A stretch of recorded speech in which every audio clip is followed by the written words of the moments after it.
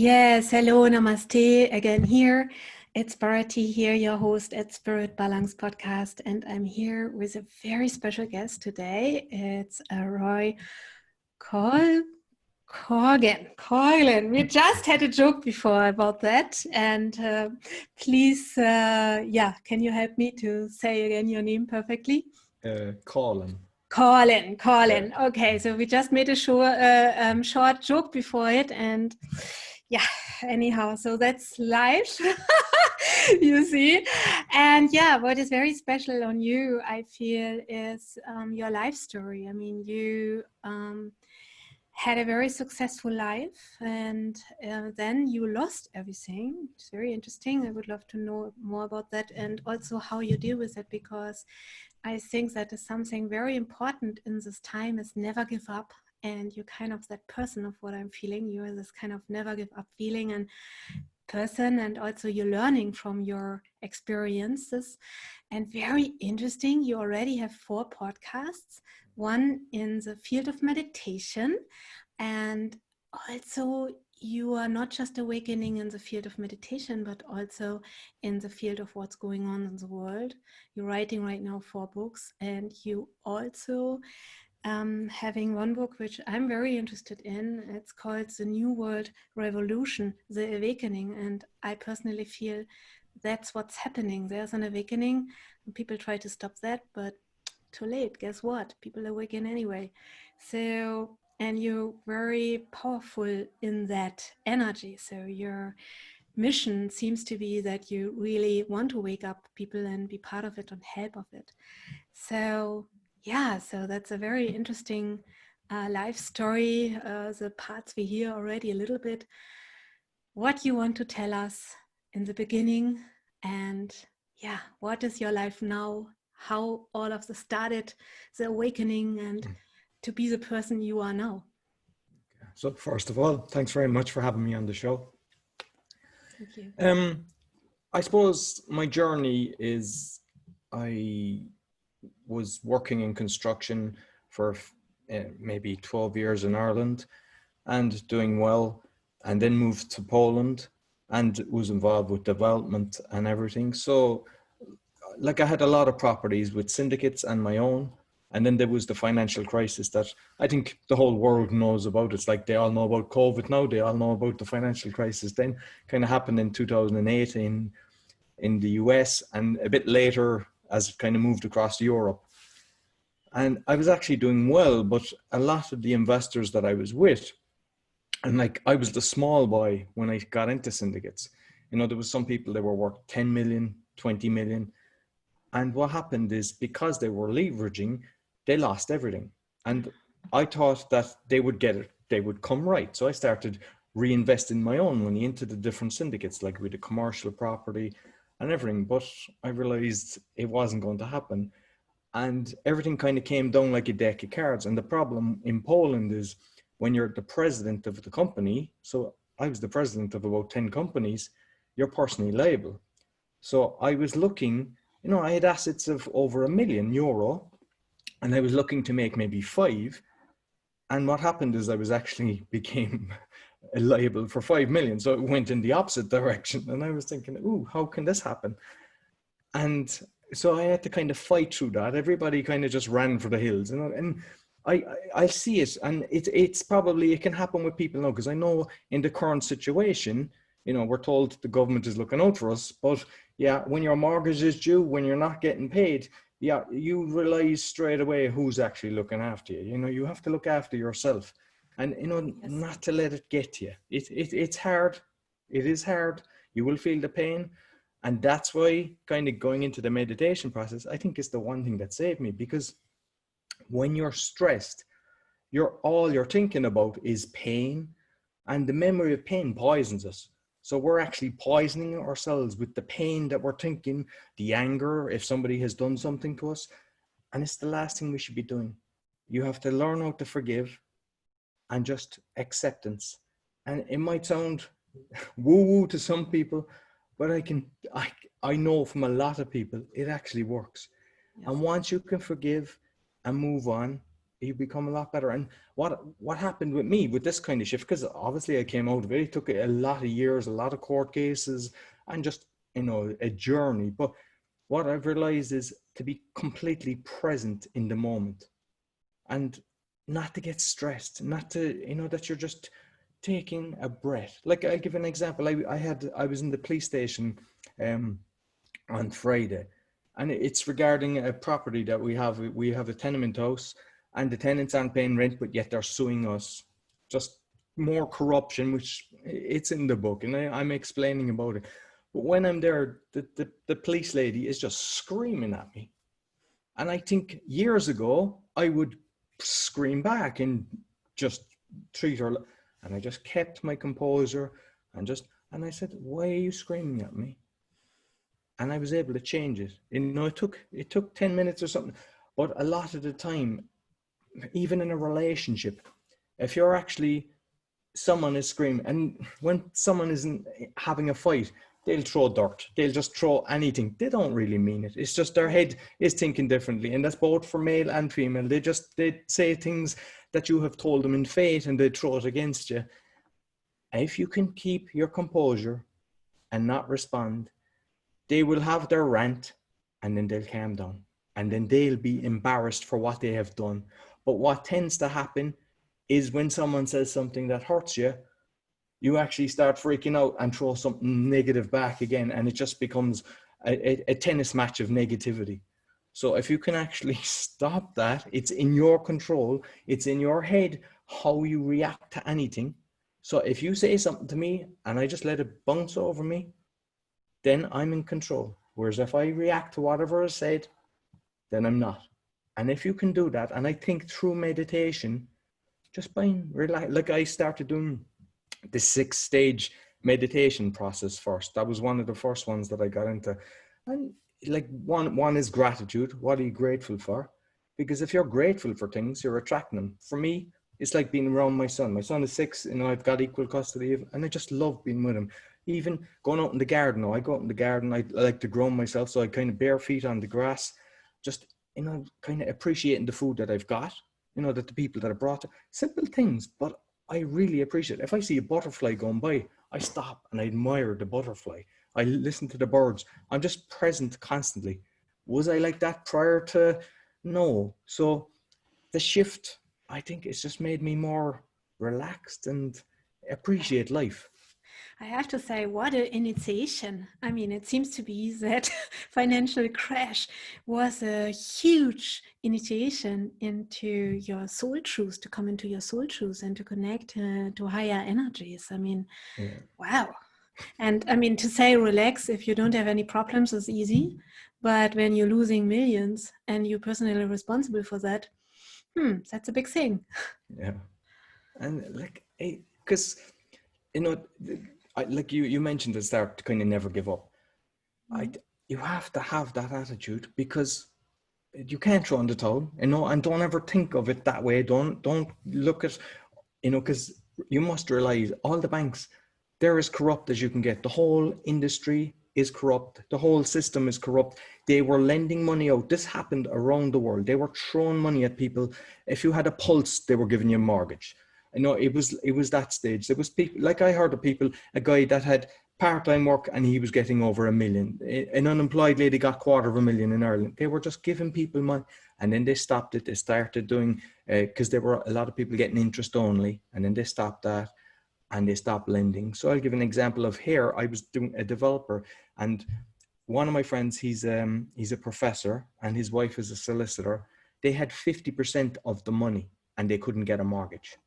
So that just shows the level of the way it went. They just stopped lending out, which caught everyone, and it just a land grab. And then you had all these vulture funds and everything. The banks were selling at 5-10% to the vulture funds, but they wouldn't sell to the people, because if someone could get their house at 10% of what was the mortgage, they would figure a way of getting it. Even if they had to say to somebody, I will pay you back double the amount, but they would do it. But they weren't doing that. They were only selling it to the vulture funds, who in turn increased the rent. And then you were caught in a kind of catch-22 situation. The rent was gone up double, and you still were liable for the property. And that's still going on from people from the crash time. There's people paying huge debts. And basically my mission is to stop that, because I see the stress that goes on in families, the breakups because of this. And there's a select few that are causing this.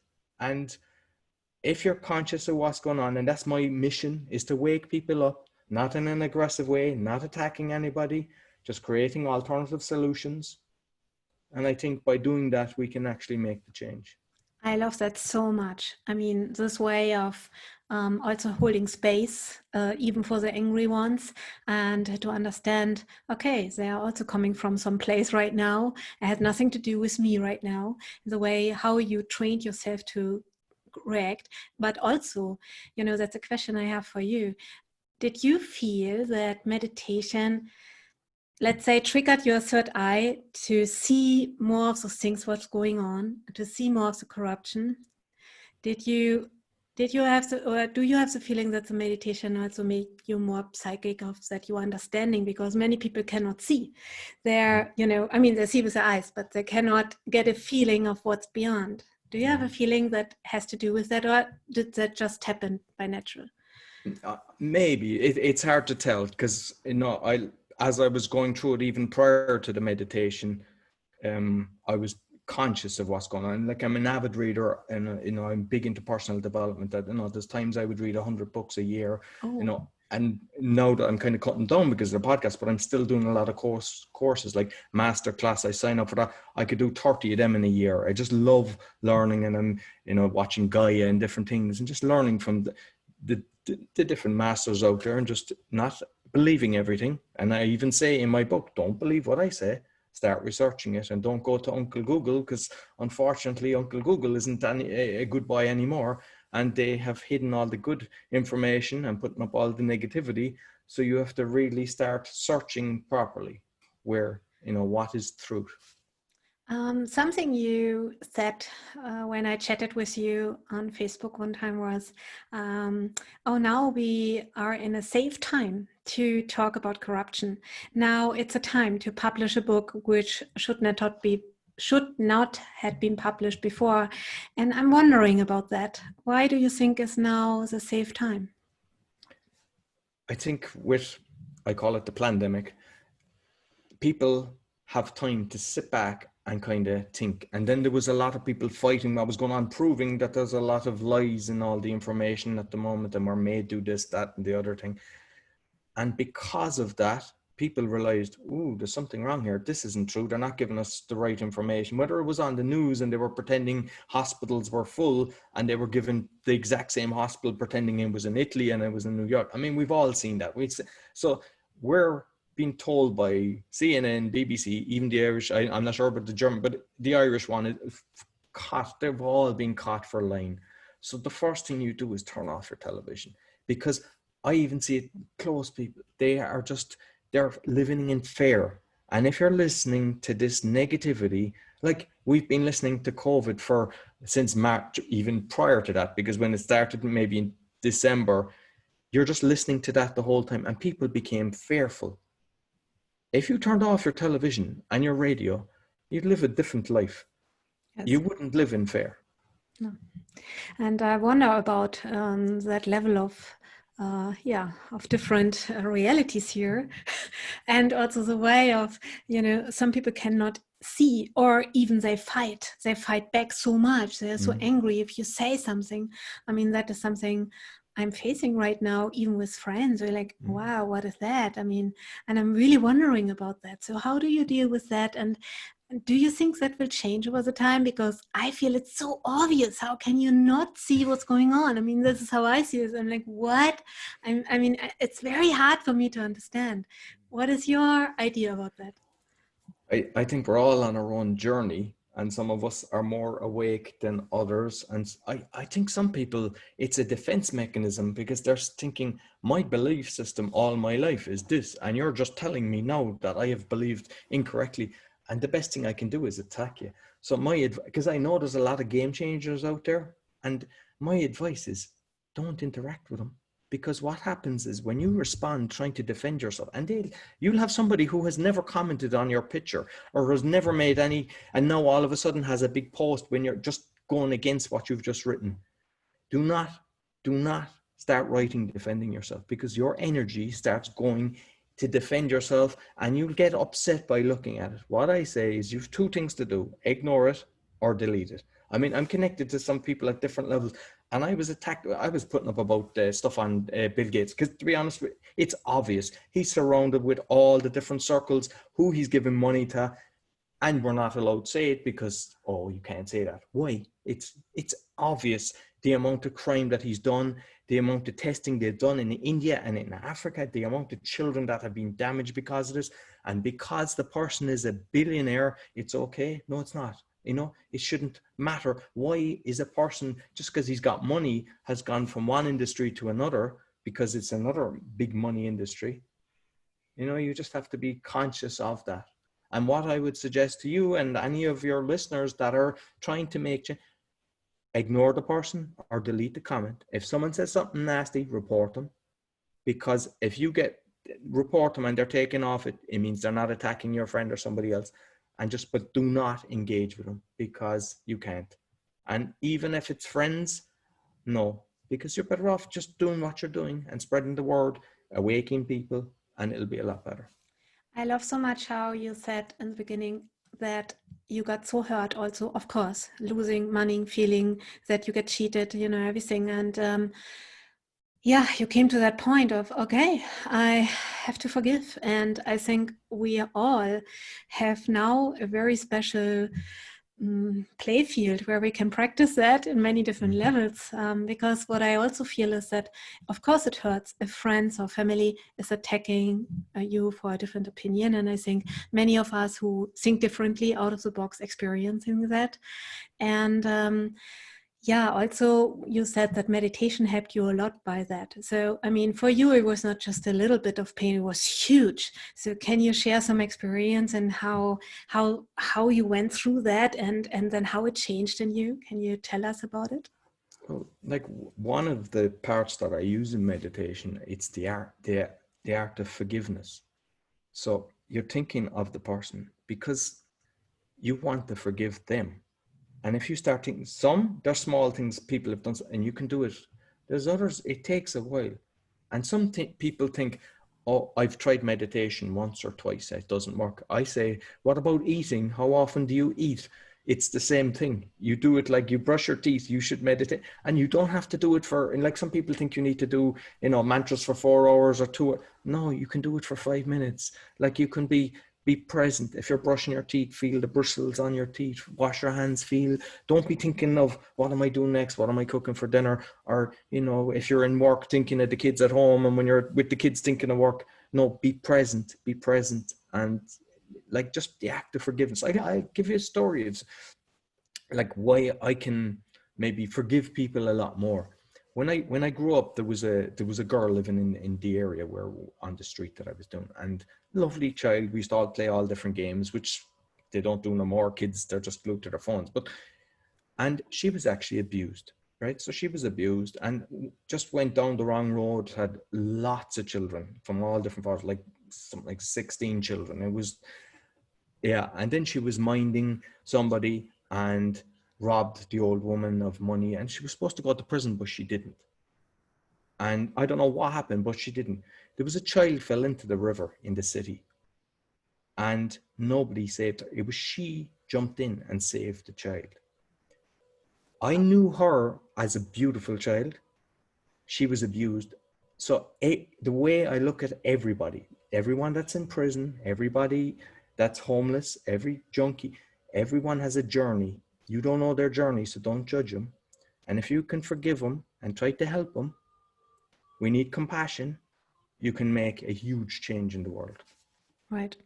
I think the compassion and the heart chakra is something very important, because if we want to go into higher dimension, into higher truths, we also have to hold that space here on Earth.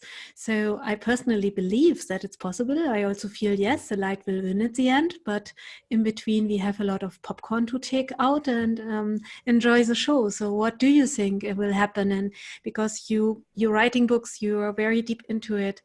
And yeah, what do you think will happen next? And why, again, I'm asking this, why do you think it's now a safe time to publish a book like this? Why do you feel it's it's the right time. What do you feel is happening differently than 1 year before? Well, when I did, because it was 4 years ago that I decided I wanted to do this, because I was at an event that was kind of mind body. It was a Mind Valley. I'm not sure if you're familiar with them, but they do a lot of kind. So it was at an event that I went to, and it was What's Your Quest? And at that, I decided, like, what am I doing in life? I need to make some impact in life. So I decided, okay, I want to expose corruption and everything. And then I saw there was very good speakers, and I realized you need to be a good speaker to get your message out. And that's for something people as well, that lots of people have the energy, they have the backing, but they're not able to get the message across. So learn how to speak in public. There's Toastmasters. It's very cheap. It's like you can even go online now. You can get plenty of free classes, learn how to speak. And that has a big impact in how you get your message across. So 3 years ago, I had the book. I got it printed, got it into the hands, because I wanted to get, like, I have solutions. That's my most important thing, because there's a load of brilliant books out there and they're all telling you all the bad things. And that's grand, but what should I do about it? So my idea was, okay, I have solutions. And I was hoping I would get a lot more solutions from people. I didn't get, but I know that once it's published, I would get more from, the public. There's people will think they have different ideas of something, and it can all be put into a system of having the right ideas. But 10 people more said, hey, you're going to get whacked for this. And we know that goes on. There's a lot of, you have to be, and I really didn't care. I just felt, no, this has to come out. Like, I don't want to live in a world where I'm thinking, like, for example, a lot of people, they read about all these kind of financial gurus telling you, oh, how to be the number one or the number 5, because 1% will be rich, 5 will be doing okay, there'll be so many dead, and the rest are struggling. And I was like, no, the system is wrong. Don't be telling me how to be in the number 1%. The whole system is wrong. And I people love are, that. yeah. So it's every single thing is like that. Mm-hmm. Everything has, who caused it? Like the homeless. I've been looking at the home, because when I was going to Ireland to the court cases, I was horrid. It was like the amount of people, because they were hanging around by the government buildings. There was thousands, and I'd never seen that in my life. And I was like, what's going on here? They were just repossessing everyone's houses and throwing them out. And the one thing that you do is you give people dignity. You don't have to give them a mansion. You can give them a small 30-meter square apartment. It costs us, the taxpayer, a lot more by not doing that, because what's happening is they don't have dignity. They need to survive. They're robbing. Then they're arrested. They're calling the police. They're in fights. There's ambulance. Then they're going to court. Then there's the court cost. Then they go to prison. I'm not sure the cost of prisons in a lot of places, but I remember in Ireland, it was 110,000 per inmate. So if you can give someone dignity and give them enough to survive and get a roof over their head, that's a lot better. And it reduces crime and everything. So who's actually making these people homeless? The local authorities, because they're told that. They're actually taking, like the banks, there's a whole system. So through no fault of their own, say a tradesperson, they were working hard all their life. Most of the people I knew were working hard. They weren't scammers. They were really working hard. And all of a sudden, the whole system changed. The work left. Like in Ireland, they were building something like 96,000 houses and went down to 4,000. So the amount of tradespeople, not only tradespeople, but you've restaurants and you've all the knock-on effect for that. All of a sudden, they have no income, and that's not their fault. And then they're not able to pay their mortgage, and then banks come along and just take it off them, and then they're personally liable. It's an orchestrated crime, and it has to change. And the way society has made us, and I even saw it for a lot of the documentation when I was going through the courts, they're giving you letters saying, threatening you, that we'll put it in the newspaper, we'll do this, we'll do that. And the way I was thinking is, this is like a bully boy in a schoolyard that's doing this. And this is the government that's actually doing this to people. Like, I believe, like, I'm tough. I've got over this. It's not that it didn't hurt me. It did hurt me. It was a hard couple of years. But like, some people don't see any light, and they're just getting abused from this. So that not only did they lose their house and go through the pain and even the stress in a relationship, and then they get letters threatening them like that. Like, that should not be allowed. No. It is so wrong. So what are the solutions? Well, the solution is keep going back a step. Like I always say, no matter what, because there's 100 different things out there that we all know there's problems. So I look at it, take off a layer, just go back. Like for example, you've got in loads of countries, the police are beating people up. They're protesting peacefully, and they're coming along and they're pepper spraying them. They're rubber bullying and shooting them. That is happening all over the world. I've seen it in Catalonia, I've seen it in the UK, I've seen it in Ireland, I've seen it everywhere. So peaceful protest doesn't really help. And what's actually happened as well, I'm not sure people are aware of this, but there was times where the actual police or the military were dressed up as hooligans and they were caught because they had their boots on.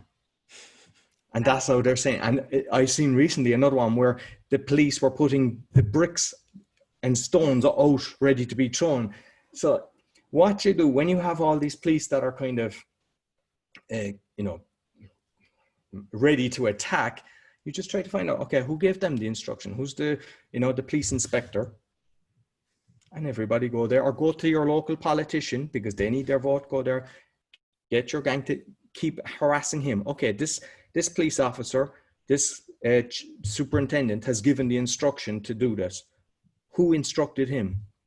And come up the next layer. Right. Because what I have learned, because I just don't give up here. There's plenty of different cases that I've had. When you approach somebody, they can't hide behind that I'm a police officer or I'm the government or I'm this company. When you go to the individual, they lose their power.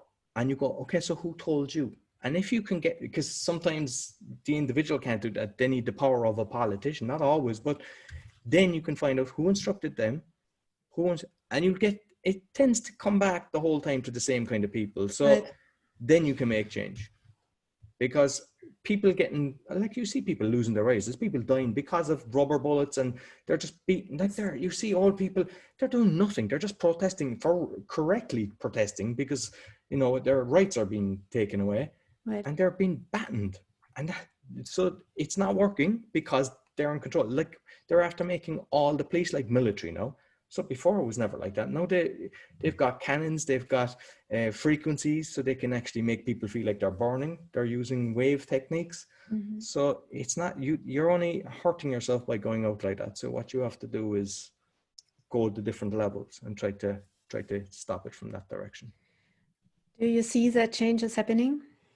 What do you mean by the Great Awakening? Do you think that that is what happens, that the people awakening and then they come in their power and then they will say stop?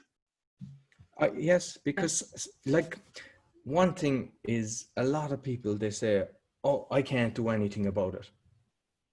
And they're wrong. Because, for example, if there's a food company, Nestle, that are really evil in what they do, I do not buy anything from Nestle. So if you can let 1,000 people, 1 million people know that, and you have some other company that's creating decent products with healthy ingredients and helping people, that company starts increasing, and the Nestle's of the world or the Coca-Colas of the world start to decrease. So every choice you make, if you accept what they're saying, like it's getting worse and worse. You're eventually, like in China now, they have the camera recognition, they have a social system. It's happening. I'm telling people here, it's the exact same. You see the 5Gs going up everywhere, and you look around. I don't know if it's the same in Germany. I'm sure it's the same everywhere. There's cameras now appearing everywhere. It's going to be the exact same. So if we just kind of trot along going, oh, I want to be a good boy, I want to do what I'm told, your rights are gone. We don't have much rights anyway. So we have to change. We have to stick together, not attack. Like you just have to keep away from the people attacking you. And what you find is the more that you're kind of sharing, you surround yourself with more people. There's way more. Like I just know from the conversations you can have now, you weren't able to have 5 years ago. They're just even, and I'm not just talking the different, even an 18-year-old is awake, like they know what's going on. So there is a shift. There's definitely a shift. Absolutely. I feel that. I feel that too. Same time. I feel, especially in the field I'm working with and the people I know, my friends, there are a lot of people who I feel are very afraid to look into things that what they say is lower their vibration. I always feel like, no, you have to look at it and you have to get so much light in you that you bring light in that darkness, right? And so I find that very interesting that you came through that lower vibration out, from the matrix through meditation, but now implementing it, because I think that is what we need. It's not just knowing it and stepping back and just meditating over it and having fear, but to really come in your power. We have a root chakra also. We're not just having a crown chakra and a third eye. We have also two hands to work. We have a mouth to talk. We have ears to hear. We have eyes to see. But sometimes I think it doesn't go quick enough. That is, personally, I'm a very impatient person anyhow. So sometimes I feel it should get quicker. So I like your feeling, what you have. What I understand your feeling is, now is the time. So I would love to hear from you. What do you think? How quickly will that go? Because we saw in the last months a lot of quick happenings in this direction, but also in this direction. What are you thinking will happen in the next months, and how quick those things, the awakening, will implement? What I've noticed is with people that once they wake up, they never go back to sleep. Yes. So it's like if you can wake up 3 people and they wake up 3 people and they wake up 3 people, you can do it fast. And now, like there's some people exposing stuff for 30 years and it's only now it's coming on to mainstream and when people see that, they realize, okay, there's a lot of, there's some nasty things going on in the world. And people were kind of oblivious to it. They were like, nah, this can't be true. And now they're realizing, okay, it is. So they're seeing like, it's the levels are just getting worse and worse. And for example, with this corona, so many people were promised, okay, the government will look after you and all this. Like what they're doing is they're actually getting money, just like they did with the bailouts. They're getting money and they have to pay it back. So they'll come along now and they go, oh, we got money. We have to pay everybody because they weren't working. Now your taxes are gone up. And, like people are thinking, oh, we're getting free money and not everyone is getting it. I know that, but some people are actually getting a payment but they're doing it as if like they're borrowing money. Like if you look at the banking system, who owns the banks? Your bank isn't owned, like the bank in Poland isn't owned by the Polish government. It's not the Bank of Ireland. It's not, but there's a printing press there and they just create a number, but you have to physically work to pay that back. So that system has to kind of change. And like people need to realize that, oh, I'm working all my life to pay a mortgage for something that was on a piece of paper that just printed a number. Right. I think also many people will wake up through that pain now, which we created. I mean, I don't know how that is in Poland and other places in the world, but here in Germany right now, they just said in the news, everybody who got some help from the government might has to pay it back.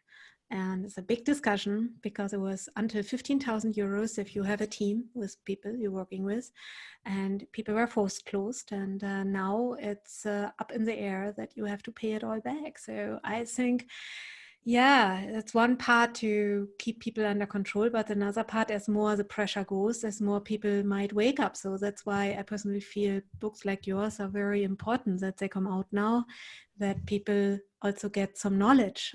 Can you tell us more about what will be written in that? I can rattle off the different chapters and I talk about war because like a lot of people aren't aware. I was talking to a guy today, a very knowledgeable guy, and like the PEPCO there's a super European army after being created. Are you aware of that? No. Yeah, so Ireland is a neutral country, and Ireland, the politicians who aren't good, they voted that in. The public aren't aware. Nobody knows about this. So they're creating a super European army. If you have a super European army, what does an army want? It wants wars. It wants fighting. So like this all needs to be shown to people. So I'm explaining about that, the prison systems, because I believe that, especially in America, it's an industry. So that needs to be fixed. And there's some people, like for example, if they were selling marijuana or caught just smoking marijuana, which is now legal in say half the states, when they get out, they can't get a rental contract. So I was watching a video of a guy, and he was like, nobody will sign for me because I have a record. So he has no option to get back into the system. So it's a loop, and it's a private system on, with the prison. So we have to change everything. So the way that I've broke the book down is into little sections, and like I even write that you mightn't agree with me on something. I could offend you on something, and I just say, just don't let the ego get in the way. Just move on to the next chapter, because I talk about food, I talk about the pharmaceutical industry, and I could tell stuff that could make a big impact to you. So just something that you wouldn't be aware of, and you go, okay, like for example, roll-ons, some people think they're grand, but they're not. They're actually, so you need to use natural ones, or the fluoride in toothpaste, just small things. And I know that there is probably a book in every single one of these. There's people have written hundreds of books on these at deeper levels, but I'm just trying to wake people up. And then you can go away and search more. And that's why I've kind of topped, like health is the most important thing. So that's why I've included the food industry and the medical industry, because they're making people, a patient for life. They're making them sick. They want you on the blood pressure tablets. They want you on all these different things. They want the diabetes. It's all created. It's intentional, and there's no need for it. And I see natural cures, like the Royal Raymond Rife. I'm not sure if you were this guy. It was in the 30s. He actually was able to cure cancer, and through a frequency. So he had a full success rate, and they kind of orchestrated a company around him, and he just, they destroyed him.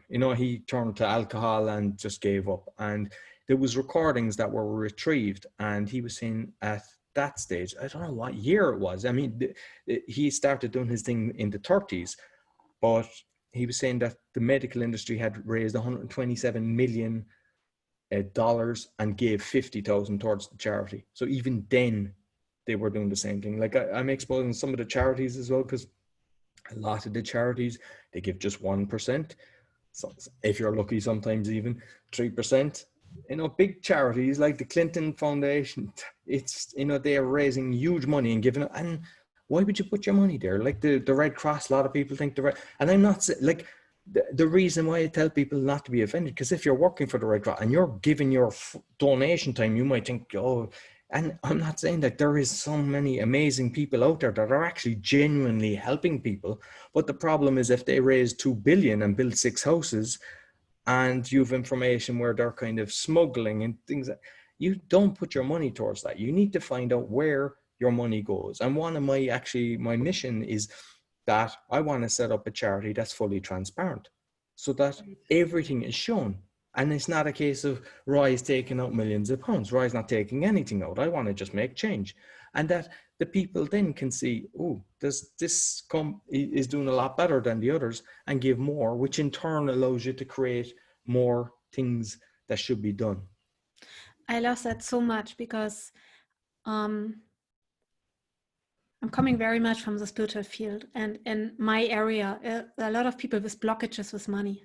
And I also faced that. And when I looked deeper into it, I felt, yeah, because it is corrupt. And of course, and maybe it's normal to have blocks. So maybe it's not just something to say, oh, the spiritual people don't have that energy. It's maybe they are more psychic, maybe they feel more. And I love to connect with people like you who are finding a new way, because we really need solutions. We really need solutions. And I understand more and more that you cannot do that just by praying for it. You have to work with that in your physical body.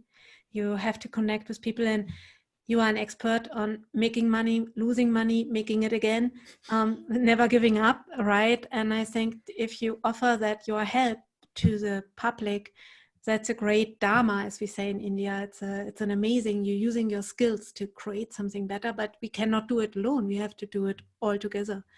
And one thing many listeners maybe don't know, I hear sometimes from people, why should Bill Clinton or other people do something bad? They already have millions. So many people don't understand that is more than the money behind it. Do you like to say something about that? What is your thoughts about that? I think if you follow like Bill Clinton, or like just say Bill Clinton, you mentioned Bill Clinton, like Epstein had his island where they were abusing children, and Bill Clinton was there. It's a log, it's on record, something like 27 times. Like, why would a guy, like, show me your friends, I tell you who you are. If you were, you know, the same with the Prince Andrew, like, you know, it's plain as day. You can see it. And unfortunately, we're living in a society where the boss is actually in control and they're all the same. So we're expecting, why aren't they not arrested? Why aren't there something done? Because the whole lot of them are at it. And that's why we need to create something different, to step away from that, not to attack them. You can't attack, does not work. To come from love, compassion, and just show, you know, how there can be a difference. To have love and compassion for people who can do something like this to children is very difficult for me, I have to say. Yeah. Same time, I get you. I feel also is the way, but it's a great challenge. And same time, how people, you know, or what information people need, or what kind of pressure they need until they understand that level on corruption, which is beyond that. So I'm really looking forward for your book, and I think your podcast also. You have also a podcast, and you're starting right now. You already have 4, podcast. Right? And you're starting a new one. Do you want to talk about that? And it has to do with that. So I think everybody should follow you. Yeah. So I mean, you mentioned I have the meditation podcast, and that's got meditation and breath work. It's not me doing it. I'm actually reached out to different people that give me the meditation. And the reason that I've done that is I was listening to different meditation, and then all of a sudden it disappears, or then it goes to a paid model. And it was like, why is this? So I said, okay, this is staying up, it's free, and people can access it. So I have different breath work and different meditation, and I'm still getting in ones. It's not something that goes over, because the way with the meditation, once you find one that you like, you'll just keep listening to that one. And if you see something different, you might touch it. So it's not something that has to have continuous episodes, but I will be, as they're coming in, there's different episodes going up. The other one that I done was the speaking podcast, and I've got like over 60 episodes of that, and interviewed, you know, people, I think from 20 countries already, and just their different tips and tricks and how they create speeches, how their journey. Because a lot of people, they go, oh, I could not speak in front of, like, I am living proof of that. Like, I was running big jobs in Ireland for people, but I hated the meetings. I just did not like stand. So it's 4 years ago, I made a decision. I'm going to start to get into public speaking. So I went from being terrified. So I didn't, you know, I left it late, to, you know, being confident on stage. And I've done over 100 speeches now. And, you know, I got the DTM in Toastmasters, which is kind of the higher level, just by pushing myself. And anyone can do that. It is possible. And it's just every week, you just practice, you just do a speech, you speak in front of people. Even with my son now, what I'm doing with my son is I'm doing magic with him, because he's 6, he loves the magic, but indirectly, he's actually becoming very confident to do his magic in front of people. If you can speak in front of people, it is a huge advantage in life. So just to try to, don't fear it. It's, everybody fears it. Like, that's why I like having the podcast, because even the best of speakers, people that have spoke on stage with the top people, they all say their journey. There's nobody, you know, came out of the womb with a microphone, you know, they're everybody. Hi, I'm an actual speaker. Yeah.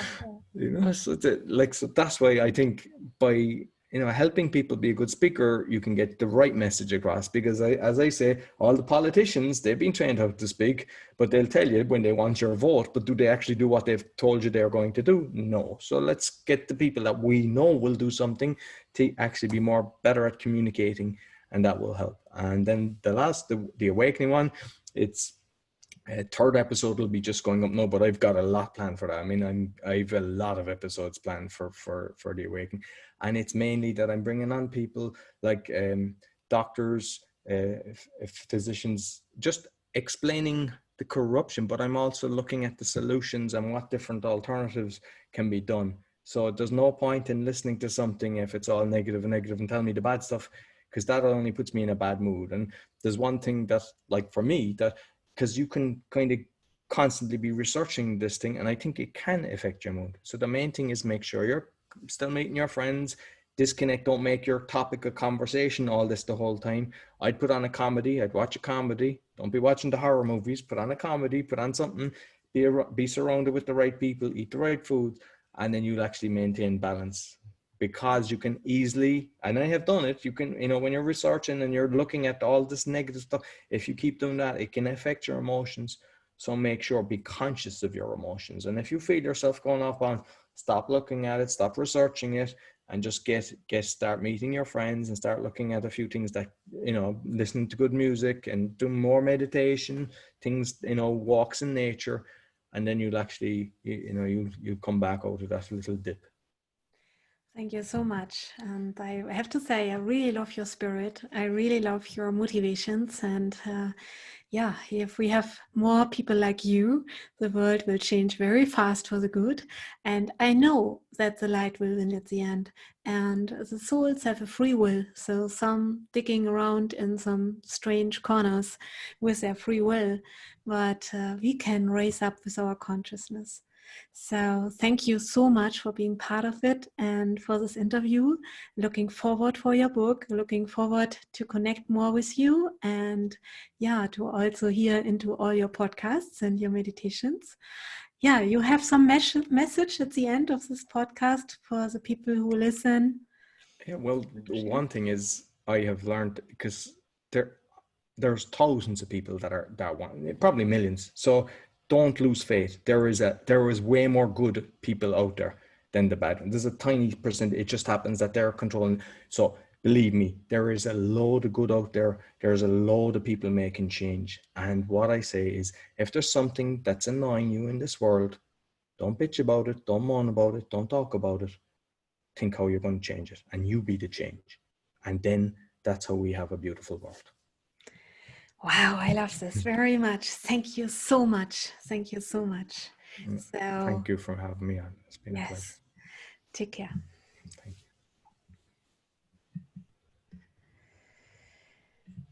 you. Yeah. Wow, great. So I'm